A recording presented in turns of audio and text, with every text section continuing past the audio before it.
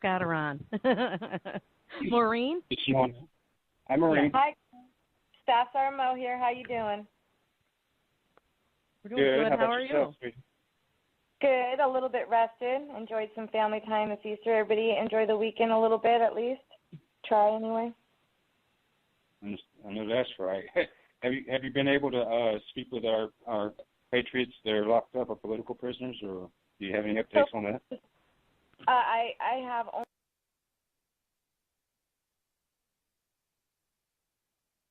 only spoken with Daryl Thorne today so far. I have spoken with some others that are released, but those conversations are not public. It's just they're released, and you know that that they're under some form of gag orders and strict restrictions for their speech. But they are well, and they do care, and they are watching. They are able to view everything we're all discussing and posting and all our hard work. And they know that they're loved and supported, and they feel that. And their prayers are also going out to all of us as well, all of us that love our country, that love God, that support the move against corruption, and support to uphold and elevate our Constitution. They're definitely very prayerful over each of us and our own families and loved ones. Daryl Thorne has some troubles. I reported that on my page first thing this morning as I got back into work, so to speak. Daryl is not receiving funds from the PayPal account that was set up for him. I don't know if it's not raising enough, or I highly doubt that, though, as much as our P3 are taken care of by so many gracious supporters.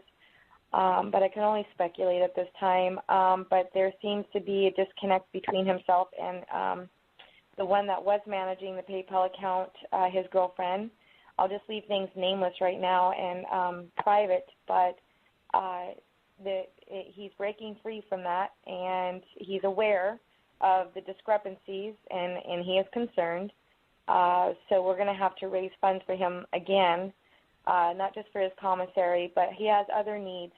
There's 2 months of rent that was unpaid, and that landlord has his items still. And, you know, they're waiting. I don't know how patient they are about waiting, but they're waiting for that income. And a lot of the money that was being raised was supposed to go to pay that off. So what we have now is a new person that he trusts and values greatly, an old friend, established friend, that's going to set things up. So as soon as that person, I've left them a voicemail. He gave me their information. As soon as I get connected with them, I'll help them out with probably, they just need a little instructional guidance on setting that PayPal account up. Once that is going, that will be a separate post as well as added to the P3 support list. Wow. Yeah, a little bit of drama, but he's taking it well. It's not necessary for any of them to go through any of these things while they're enduring this. It would be very beneficial, though, that we just continuously show him our love and support. He's keeping a positive attitude, and he also said this morning again how thankful he is for all of us. Oh, that's good. That's very good. Does he know that we're speaking about all of them on the air? Mm-hmm. Yeah, they are getting letters, too. One of the things that nobody's interfering with is the letters. He is receiving letters, and he understands the program that Starla has been leading the way in as far as the Facebook page where you can go and rotate with other ladies that have taken the initiative, and they all rotate ensuring that they get letters. So he's aware of that program. He's so thankful for it. He loves every letter, and it's always that consensus. They love their letters. It is, and yes, they are aware. They are very aware of our efforts. To what extent, it is limited, because even I can't speak about everything because it crosses lines often with the case, you know, and these are recorded calls. and I'd hate to be barred from speaking to them, so I'm very careful. As my objective is always to provide the emotional support as much as I can. I'd hate to get barred by anybody from talking to them. So, Right. yeah. So it's a limited amount of knowledge, but I think they understand. They understand the movement, as you know, so they understand there's a lot of sleuths and investigations going on, and they understand that some of the work being done is to benefit them greatly. Greatly. Well, so. I got to ask you this. Melina has sent some of our messages to the political prisoners that maybe you can't reach, and from our radio show. And I was wondering if perhaps maybe by the end of the show, maybe you could do the same for the ones that she can't reach. So I know you can reach some that she can't reach, and she can reach some you can't reach. So I was wondering if maybe we could get the message out to all of them somehow through a collective effort.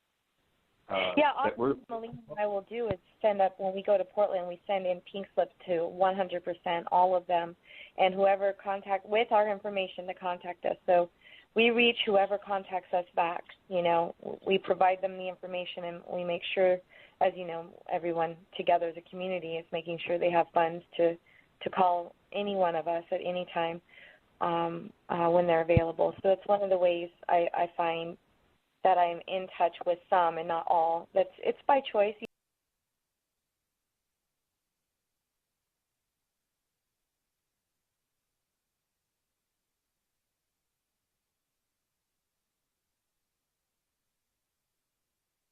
Some are just they're busy just talking to their attorneys and family. I'm quite well aware of that too. So. Right. So have you and BJ Soper had he's on the line now. Have either of y'all had an opportunity to meet one another? Not officially. We've been in the same vicinity. Hi, BJ. Hey, Marie. How are you? Good. I know we know of each other really well. Yep. We've never physically met yet, so. No, we've been in the same vicinities, some of the rallies and whatnot, but not the last one in Burns. I wasn't there at that one, but you did a magnificent job. Your conduct was always fantastic. You're dealing with things so well. Thank you for everything you do, BJ. No problem. Thank you. The same goes to you. There's so much effort that everybody's putting in to try to help our friends, help our patriots, help our friends that are stuck in prison. That there's so much thanks that goes out to everybody. The people that are still fighting out in Burns, everybody that's here in Oregon putting together these rallies and going and actually, even down to the people that just go and take the time to be able to go to Portland and sit and talk with everybody in the jail. So it's really good, and thank you for what you're doing as well. You bring up a good point. It's teamwork. I have to say, in the beginning of this, it felt the beginning of the arrest. Everybody was a bit discombobulated, not yet coordinated efforts, and I was sort of kind of waiting for someone else to, I thought I would just report on it and just stick to that role. But my heart wouldn't let me wait very long for a list of all the information to come together, and it just started with that. So yes, I've stepped outside of a little bit of, I'm not even a professional reporter, as we know. I'm a citizen journalist, so to speak. I'm not even great at it. I just connect and network and get the info out that I find, and then I just put this list together. But you know what? I am so not alone, and these guys are not alone. There is a large magnitude of support. We've got to remain positive in those silver. I know there's a lot of trolls, and we see a lot of bad online negative comments from bad people. You just remember who they are and who we are. And remember, look at the thousands and thousands of people coming together right now, doing all the things we're doing, and all the great ideas that are being born and executed. Some fantastic stuff. These guys will not be standing alone. I guarantee none of us will tire from this either, especially when we're all working together so well. it's really forming. It's getting better and better and better. It really is. I fully agree. You know, when I see all the trolls popping out and all the negative comments and the articles assaulting us, that's just reaffirmation that we're doing good. We're doing right, because they're starting to attack us. They're trying to make us be quiet, and it's just not going to work. Exactly. One of the questions today at the news conference here in Bend, they got asked. They asked if they think if these arrests and what the government's doing is going to squash the Patriot movement, and I said absolutely not. It's only fueling the fire of the people. So, and I truly believe that. I absolutely truly believe that. Especially after the murder and assassination of Lavoie, you know, thousands upon thousands of people have joined up with this movement now. Because of that, it was definitely a big old dousing of gasoline onto the fire, as far as I'm concerned, because I've seen people that never spoke up about anything becoming aware of how our government is actually trying to do us. You know, I've been speaking about it for years, and finally people are waking up. People that used to criticize me and be like, you need to shut up because that's not really going on. And now they're coming back like, tell me more. Please tell me more. I want to know because I see something that happened. And these are black people. And it's like, well, I know it's a white man, but if it's happened to y'all too as well as us, I want to know more about what's really going on. Because you've been talking about this for years, and now I'm finally seeing what you've been saying the whole time. So, you know, like I said, the assassination of Mr. Lavoie was definitely a huge boost to the movement, to the Patriot movement. And you make up a really good point. You bring a great point, shedding light to the fact that those seeds of division that have been planted in our country, whether it be race or religion or lifestyle, those seeds that have been planted, they're not only they were false in the beginning, and we didn't have that kind of in-depth division, but they got fostered, they got nurtured, and became something very almost real, except for the fact that we're not racists. We're not against other freedoms of choice of religion for certain. We're against corruption, and we're against murderers. We're against the criminals. We're against those that want to take our nation down. And if that includes a group of people that want to hide under the color of law or under some form of religion or government-like religion, hint, hint, if you want to hide under those colors, you are not hidden. It is seen through. We see through you. The Constitution is to be upheld and enforced above that, and we will not stop. We will not allow you to steamroll us in our country, anybody, whether you are foreign or domestic. It will end now. We have had enough, all of us, every branch of service, every person involved in any group, every government official. There are whistleblowers that agree with me. You think about that. You think you've infiltrated our government, whether you be whatever group you are, whatever your agenda is. We are still in our government. We still have good people in the government, and they just need to know to stand and speak, and that they are still protected by laws that are good laws, constitutional laws, and the laws that you are practicing. You may think you're practicing with legal ease, but you are not practicing lawful laws, and it will end. I agree, and those representatives that you mentioned that are actually upholding the Constitution, I believe we need to send them our full support. Flood their offices with calls and let them know we appreciate it. And those that aren't, we need to flood them too and tell them we do not appreciate it. It's time to stop. It is time to stop. We can unite. We had a few people on the show last week that were speaking about recall elections and how it's a very effective tool that we can use, and it's in our arsenal. You know, we have the right to withdraw our consent for them to govern us. And if we go about with recall elections and start taking them down one by one using this method, then they will have no choice but to stand up and listen. You know, they'll stop what they're doing and listen. And I totally agree with what they were saying last week. We had Chris Browse, we had David Raines, and Kelly Stewart on last week, and they were discussing this. And it's a very effective tool. We need to use it. We do. It's especially effective out in the smaller counties because it doesn't take much to trigger that recall election, especially out here in Oregon. So those smaller counties where you have all this corruption, and quite honestly, I think corruption runs more prevalent in these smaller counties because these guys can get away with it. Nobody's there to catch them. Nobody's there to call their bluff. So it makes a really powerful statement when the communities come together and put these recalls in place. Just like you said, we can remove our consent to be governed by those people. That is right. Correct. That is right. Thank you, gentlemen. BJ, That is great that you covered that topic. That is, and unite to do this, not just in the small communities, but you're right about that, BJ.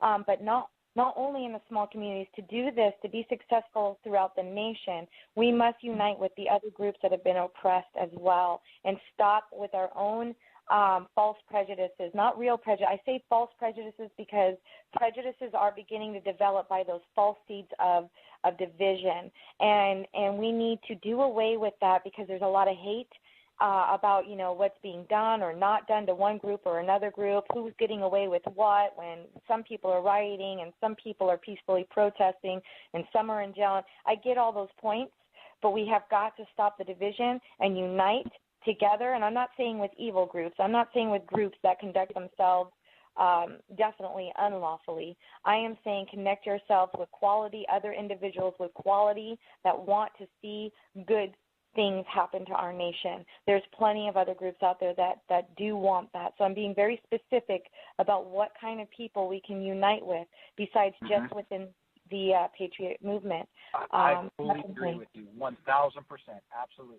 We have so much more. BJ, let me stop you for just 1 second. Can you try to increase the volume on your phone somehow, because you are a little low? A little low? Hang on a second. Let's see what we can do here. How's that? That better? That's a lot better. Okay, there we go. So but what I was saying is that there's so much that we have in common with these other groups that we end up thinking that we're in conflict with, and we're not. We're all out there for progressing and making sure our rights are upheld. And depending on what the movement is, it's all the same thing. Rights are rights, and it doesn't matter what group you're with, what race you are, what color your skin is.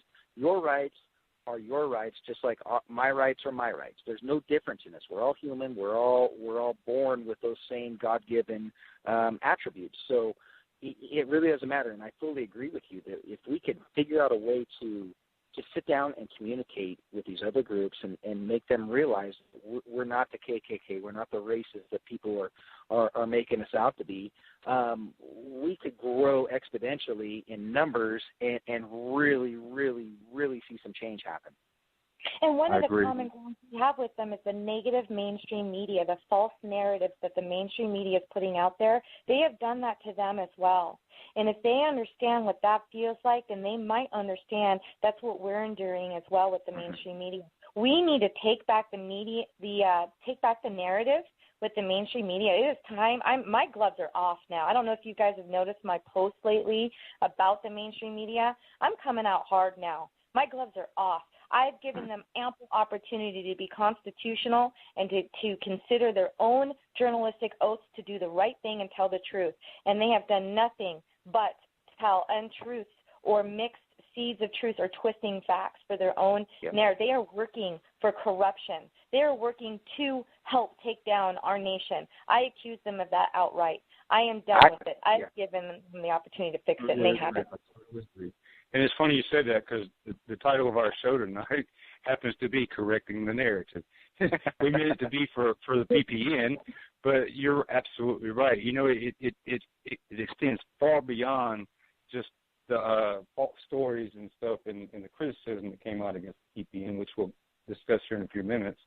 But it's definitely, they're talking about, they're giving false narrative on every single subject.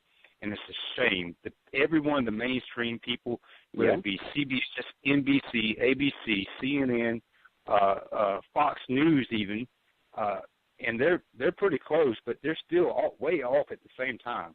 They should be ashamed in themselves. They really should. I can't remember which one. That said they provided excellence in broadcasting, but they are far from excellence. I mean, all they do is tell lies. They don't cover the stories like they should. Even Fox News. Now, I'll give you an example. Gretchen Carlson, she tried to put the story out about how Lavoy Finicum was possibly assassinated, and they shut her down immediately. Stuff like that is a shame. You know, yep. The First Amendment was put in place for a reason, to report the news, you know, the freedom of the press. It's not free. It's government controlled. We pay you to report this. You're going to report this, or we're not going to fund you. That's a shame. Yeah, that's an outrage. It's an outrage. People should be outraged. You know, I've got friends that I grew up with, and they rely on mainstream media. And one in particular I went to school with, I'm not going to name her out loud, but she's a good friend of mine. I used to sit right behind her in ROTC. And she's been a Democratic voter probably all her life, but she's a very good debater because she listens to the news according to what's reported to her on mainstream media, and she knows it well. She's a great debater. However, when I'm able to provide her with proof that they are lying, she will not debate. She stays silent, and she's coming around. She is coming around. Like the other night, she put out a thing, and I'm not even going to mention the story because I don't want to implicate her in any way. But she put out a story, and I'm like, look, that's not true. You need to stop relying. I've told you numerous times, stop relying on mainstream media for your news. Rely on reputable news sources. And she's like, well, who's one? I said, well, Newsmax is pretty close. They're not close enough, but they're pretty close. And she was like, well, who is that? I've never heard of them. I said, exactly. Because you never will, because they're telling pretty much the truth. Rely on sources like that for your information. Don't rely on Fox. Don't rely on CNN, NBC, MSNBC especially. Oh, my God. And that's one of the things that she posted was a source from MSNBC. I was like, look, they are so far from the truth. If you rely on that, you're going to be misled every time. And she was like, wow, you know, we need to educate our friends. Most of them rely on people like CNN. They used to be pretty close, but they have moved so far back now, and it's pathetic. You know, nobody is reporting the truth anymore except for independent media sources, and even some of them are corrupted. But most of the ones that you can find that are reputable are independent. They're not being controlled by the government, and that's because the government wants people to believe what they say. Oh, this is true, so you believe it. No, you don't believe what the government says because they're going to tell you a lie every time so they can go on about their business, doing what they're doing, no matter if it's constitutional or not, whether it's against the law or not. We're going to tell you what you want to hear so that you think we're doing good for you, and we're not. You know, it's a shame. Amen. It is definitely an outrage. I'm glad to hear you educate others, too. Good friends. It sounds good. Yeah, I mean, she's slowly coming around. She don't even debate anymore when somebody says something about Obama, but she used to be bad for that. And then when she started realizing, hey, wait a minute, he told me about this a couple of months ago. She comes back and asks me a question, tell me about this again, and I'll go back and tell her. And she's like, whoa. You just shared with us how you conducted yourself. You're still friends with her. You didn't attack her. You didn't criticize her in such a way that was so negative that she couldn't be educated in a friendly way. Wouldn't accept it. You know, you got to be respectful of people. If you want them to listen to you, you've got to be respectful. I'm sorry, I didn't mean to interject, but this is something that burns me up every time. But y'all can go ahead, please. Y'all are guests, please come on. What I was going to say is the mainstream media is a far better weapon than any rifle that the government has. I mean, it is their number one weapon to put the divide in our groups, to put the divide in this country. And they're using it completely as effective as they possibly could. That's right. It's nothing but propaganda. That's all it is. It's propaganda. Yep. it tickles me when I get accused of putting out propaganda when I'm telling them the truth. I'm like, look, dude, man, whatever you are, you're listening to the wrong sources. And I especially love it when people come back with me, oh, Snopes said this. Snopes said this. Oh, my God. No, I remember those days. Oh, I haven't had to look at that in a while because it's finally, the education I put out on it's finally, like, sinking in. It was a problem in the Patriot community, I remember, as recent as last year, where people were like, yeah, but Snopes said, and I'm like, are you kidding me? You're reading, do you know who runs that program? One man and one woman who are husband and wife team. It is so hilarious to me that they'll listen to that. And the bad thing is the government is funding them. They're getting paid by the federal government to put out their propaganda. That's the thing. People don't believe or understand the programs in place, programs that fund these individuals working from home. Yes, I mean, that's what they're doing, but they don't care if it's true or not. They're hired to put out the propaganda. They're hired to be online as well and be trolls, some of them. Some trolls are trolls just because they volunteered themselves to be a troll. And some trolls are actually there to stir it up, to plant the idea in the heads of other trolls. They plant the seed. They stir it up. They'll go and attack people like myself or BJ or yourself. They attack them to commit to character assassination, and then they just, bring in their troll friends that don't work for it. They just do it because they really believe that these propaganda are true, and they feed off of that negative energy. They're just hateful people, and they continue to run with it. That's absolutely correct. If it's okay, I'd like to go in a little bit to the interview with DJ, if it's okay, Maureen. Oh, no problem. I had to make my husband a sandwich anyway, so I'll just have you guys all here and put the mute button on. Got to speak to the wife. I definitely understand. By the way, Melina texted me and said that she's dealing with some issues, but she will try to make the show. It should be soon. So, Bonnie, if you would, please keep an eye out for her. Absolutely. Okay. BJ, can you tell us what the PPN and what is it all about? Yeah, well, the PPN is a group of, I guess it's a network of groups throughout the Northwest coast over here and down into California that after the Sugar Pine Mine, when we all worked together, we realized that we were able to substantially handle issues as they arose better if the groups worked together than if they worked separately. So after the Sugar Pine Mine, we all got together and said, hey, look, why don't we establish this network where we can all come in, sit down and talk and create these relationships so that when actions or issues that pop up like burns or a Sugar Pine Mine or a White Hope Mine happen, we have the resources available to all of us to use through these various groups to effectively go out there and complete a mission. That's where the PPN came from. Okay, can you tell us, I've already mentioned it, but PPN, tell us what the acronym means, what it stands for. Oh, sure. It's Pacific Patriots Network. Okay. Did you ever go out to the Mallory Refuge in Oregon during the protest?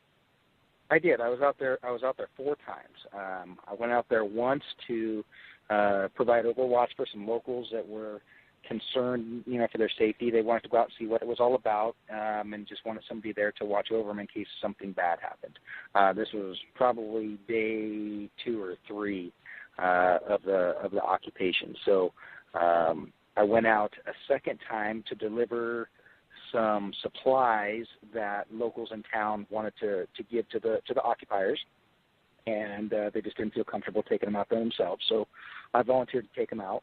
And the last 2 trips I went out there to specifically talk with Anna and the other leaders out there about how we can get this resolved and get everybody home safely. Obviously, those were unsuccessful talks. We did have a good plan on the last meeting, but with the actions they took against the boy, those kind of got all shot to heck. So you had an opportunity to meet with the protesters. Who did you connect with the most? I connected the most with Ammon. Him and I had been working out there together well before any rally, well before any refuge occupation happened. We were out there talking to the Hammonds, talking to the sheriff and Judge Grassi out there, trying to get them to come to some agreement to be able to protect the Hammonds before they had to be shipped off to jail. So Ammon and I and other people were out there, I'd say probably mid-November, working to try to find a solution. So what else were you and the PPN doing in support of the Hammonds and the protesters that also came to support them? Well, sure. So after the protest on January 2nd, obviously the Ammon and his other people decided that they were going to make their stand, and it was just something that I couldn't get behind. It actually made me fairly angry because they came in, they said they're going to go out there and take this action, and they kind of left me standing there with my children to answer the questions of what was going on, and I didn't know. Ammon had mentioned that that they were talking about something like this while we were while we were doing the march, but it was just something that I couldn't get behind. It just didn't feel like it was the proper course of action. But at the same time, I didn't want to see anything bad happen. They're my friends. They're people I called family, and so the PPN founders, myself and four other people, sat down and said, okay, what can we do here? Let's figure out a way that we can be involved and make sure another Waco doesn't happen. That's what we were saying, no more Wacos, no free Wacos. So we decided to create this buffer zone between the law enforcement, the FBI, and the occupiers up at the refuge.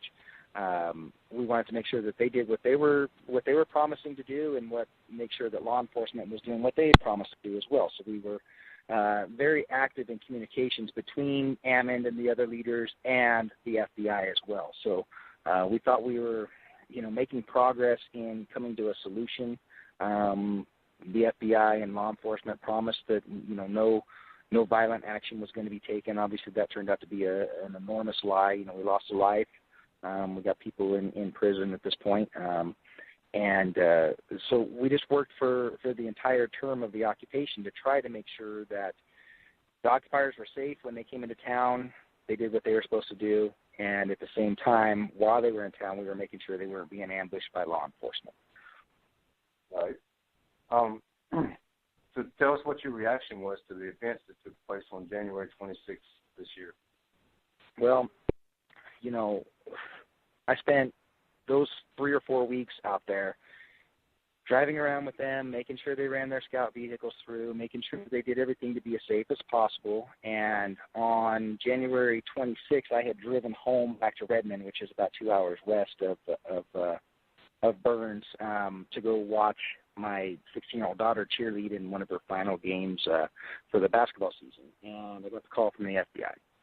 And he said, hey, we've issued a felony traffic stop. We have warrants. We're serving them legally. We're asking you guys not to intervene. I'm like, what are you talking about? He's like, well, that's all I can tell you. And at that point, I had heard there was an issue up on Highway 395, so I kind of put 2 and 2 together, that's what took place. Come to find out, after a couple hours, that it was LaVoy that was killed and Ryan Bundy was shot. And I was angry. I was flat out angry. I was lied to by the FBI, as were other founders of PPN.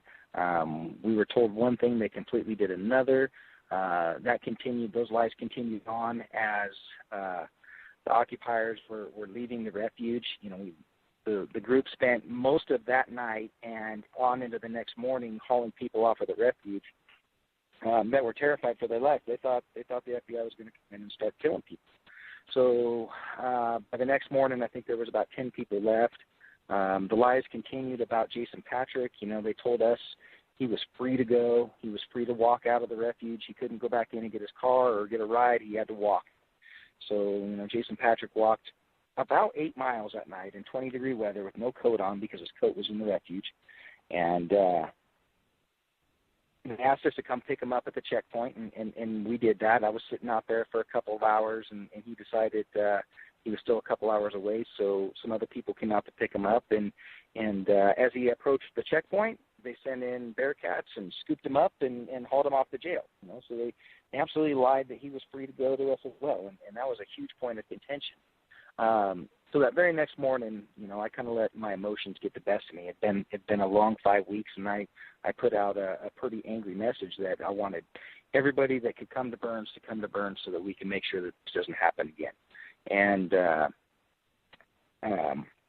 after I settled down a little bit, I put a little bit more thought into the call to action and said, hey, look, this is a peaceful effort. We don't want to obviously, we're not interested in getting into a huge gun battle here, so on and so forth. But how about on February 6th, everybody come out, and we'll put a call to action for everybody to come out to gather February 6th. And my intent of that day was to organize a huge convoy of as many vehicles as possible. I wanted as many people and as many vehicles as possible to roll out to the refuge and roll up to, not assault the checkpoint, but roll up to the checkpoint, show the men, plead to their hearts and their American hearts to say, look, as of right now, these people are free to go according to the FBI. They don't have any warrants. They don't have any reason to be detained other than you're not going to let them walk out. Let us go in there. Let us get them and end this peacefully. Well, the day before, I think it was either February 4th or February 5th. February 5th was my 40th birthday. I think it was February 4th. The call came out that now the last 4 people at the refuge, now they have warrants up for their arrest as well too. So as the week built where this call to action came out, we noticed very few people coming. We had a few here and there. We had probably, it was less than 100. I don't know exact numbers, but it was far less than 100. And I had to make a decision, and the decision was that we needed to cancel this call to action. One, it was a dangerous aspect now that the arrest warrants were going out there. Obviously, they had a reason to not let us through because these people had warrants out for their arrest. And two, just did not have the people out there to make the stand, to make the action even feasible. There was, like I said in the show earlier, 200 to 300 armed FBI agents at any given time around town. And, having less than 100 people, this was just something that was not going to work. So I had to make the call to cancel. Let me ask you this. Yeah. What kind of people did the people that actually did show up, what did they consist of? Was it whole families, or was it just people that showed? Yeah. We were getting, not elderly people, but older people, husband and wives coming out, with cameras. We were getting the most that we got a family out of Missouri. There was about 17 of them, all relatives, uncles, cousins, family members, nephews. Yeah, 17. They came out. They bought an old BLM bus, like the little people movers they run the people up in the forest in, and they hauled all the way out from Missouri, 17 people in this little bus, and they came out. And, they were there for support. And, I'm not talking, these people were not militia members, if that's what you're asking. These were not people that came out with rifles ready to fight, because that's not what we were asking for. That wasn't going to make things better. I'm sorry, say that again? I lost you there. Can you say that again? I said, were there children involved that showed up with the families? Absolutely. We had families. We had people coming out with their teenage kids. We had people coming out with their kids that were 8 and 9 years old. They saw what was going on at the refuge, and they thought it was that kind of movement. At one point there was more women and children at that refuge than there were men. The media can tell you whatever they want to say, but that's the fact. There was more women and children in there than there were men, and so those were the people that were coming out to help. They were coming out to show support, to say, hey, look, let these guys go. Let's get this over peacefully. It wasn't an armed assault on the FBI by any means, and nobody wanted that. That's just not I just don't know how that solves our problems in this country, by going out there and having a huge gunfight. That wasn't where we were at. That wasn't going to solve the problems, and that definitely wasn't going to help anybody that had already been hauled off to jail. So it sounded kind of like Waco and Ruby Ridge all over again, getting ready to happen. That's exactly what it was. They took the life. Oh, go ahead. No, I was just going to comment. That you have to worry about the safety of the people that would have showed up after knowing Right. that law enforcement fired the first and only shots. Right. There. In all three they of those killed issues. an innocent man, and they killed innocent people, and you don't want to put any more people in that kind of danger when we're dealing with this kind of tyranny. That's exactly right. My call to action was come out and peacefully help us bring a resolve to this. I asked people to come be witness and record the events. That's what I asked them to do, putting them in harm's way where the chances of a conflict happening were pretty high. I couldn't do it. With on my conscience, I could not do that. That was not something that was applicable at that point. It wasn't going to be a mission that we could complete.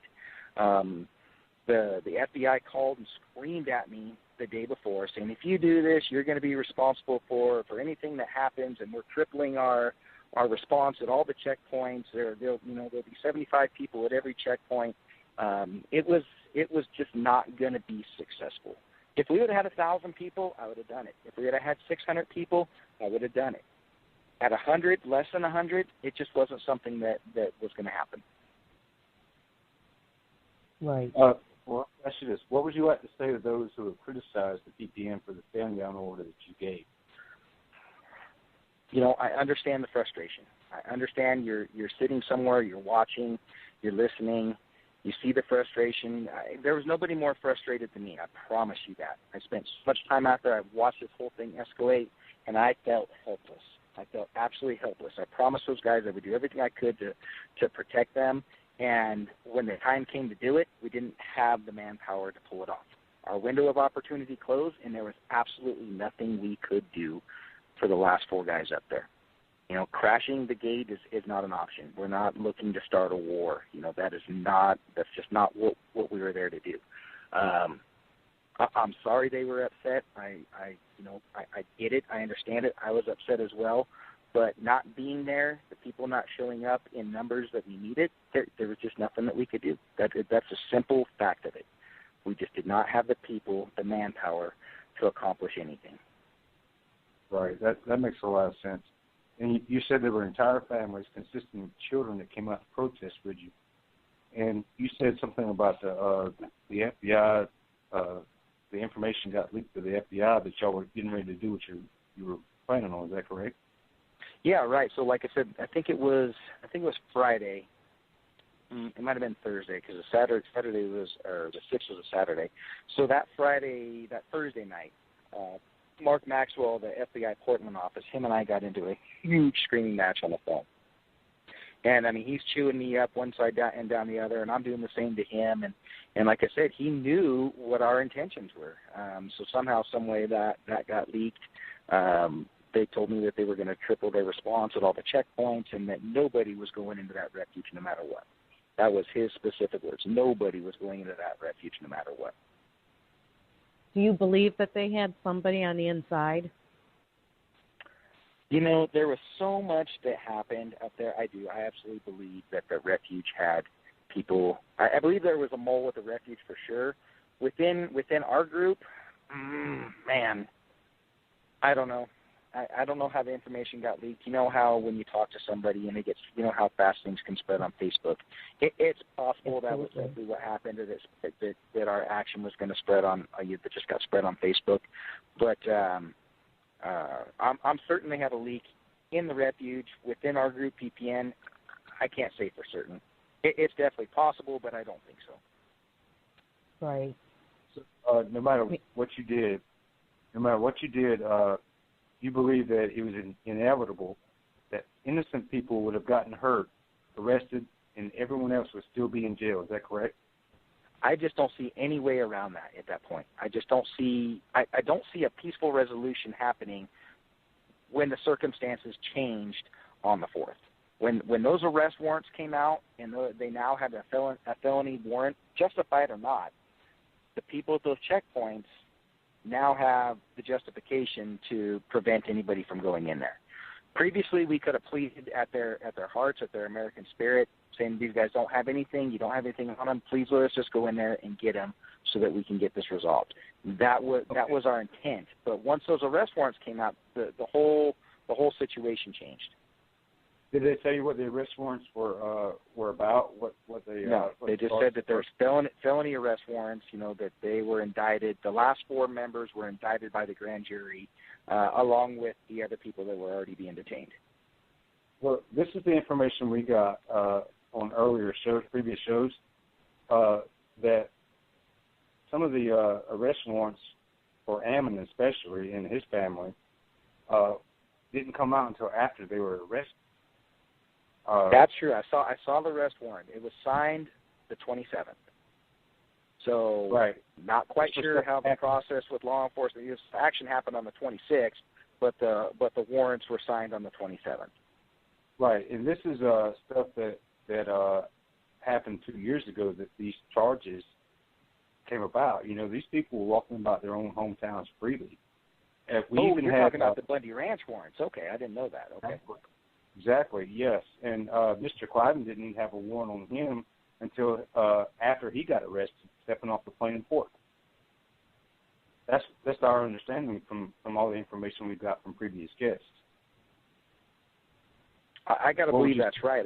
I mean, how would they allow him if he had a felony warrant out for his arrest? Why would they let him on the plane in Nevada or wherever he flew out from? So, right. We had his cousin on our show a couple of weeks ago. Well, actually, it's been several weeks now, but he explained to us that Mr. Cliven was going all about his town with no problem, freely. They didn't decide to arrest him until after he stepped off the plane. Right.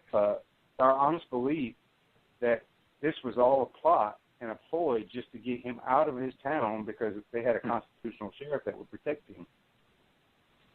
Well, that's interesting. I always just assumed that he was just a target of opportunity at that point, and they now had what they felt was justification to go after both cases at once. To basically, all along they said the Bundy Ranch was over with.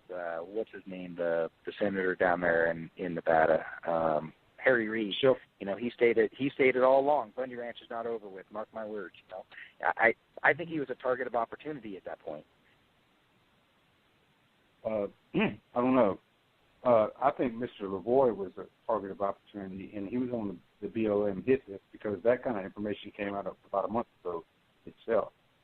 Well, let me lay this little tidbit on you. So there's some locals out of Burns that went with, and I don't want to name any names because I don't want to implicate anybody, that went out to the refuge, and when they came home, they got a knock on the door from the FBI asking, what was going on out there, who was there, blah, blah, blah.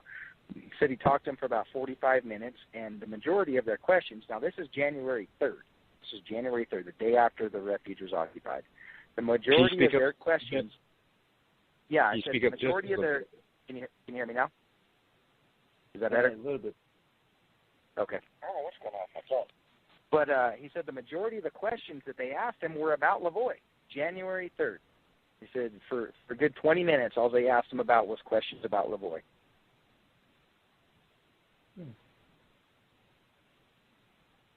I'm sorry, say it again. I said, can you hear me now? Is that a little bit better? Yeah, a little bit. Gotcha. So I said, one of the locals went out with the protesters on January 2nd, came home. The FBI knocked on his door the very next day, January 3rd, talked to him for about 45 minutes, and the majority of the questions that they asked him about were about Lavoie. They didn't ask him about anybody else, Ammon, Ryan, anybody else that was there. He said the majority of their questions were regarding Lavoie. Wow. Yeah, he was definitely a target on the BLM list. That information came out of... Okay. I'm sorry, what was that? Where'd the information come from? Is that what you said? No, that's the information that came out that I have seen, and it's been from multiple sources that he was a target on the hit list of the BLM themselves. Yeah, I think the actions he was taking on his own ranch down in Arizona and putting them out there for the people to see, he had so much support before all of this. There were so many people that listened to him, that followed him. I think you're right. I think he was a target of opportunity. He was there, and that kind of explains the two rogue, HRT rounds that came from the FBI during the night that he was killed. That's correct. Well, let me just say this. We got to take a break for just a second. But I'd like to take this opportunity to thank Bobby B. Singer, We Are One America, and World Integrity News Network for giving this opportunity to get this kind of information out there to the people and our listeners. If anybody that's listening, please share this podcast after the show, because we do have to correct the narrative. It's sad that mainstream media have painted the patriots and anyone else who stands up for the Constitution, even our senators and our constitutional sheriffs, as enemies. That's wrong. But definitely, I definitely want to thank our producers who are making this possible for us to be able to get this information out there. Thank you, Bobby. Thank you, We Are One America. Yes, thank you, Bobby, and thank you, We Are One America. With that, we're going to take a quick break. Okay. And we'll be right back with Christiane Hall.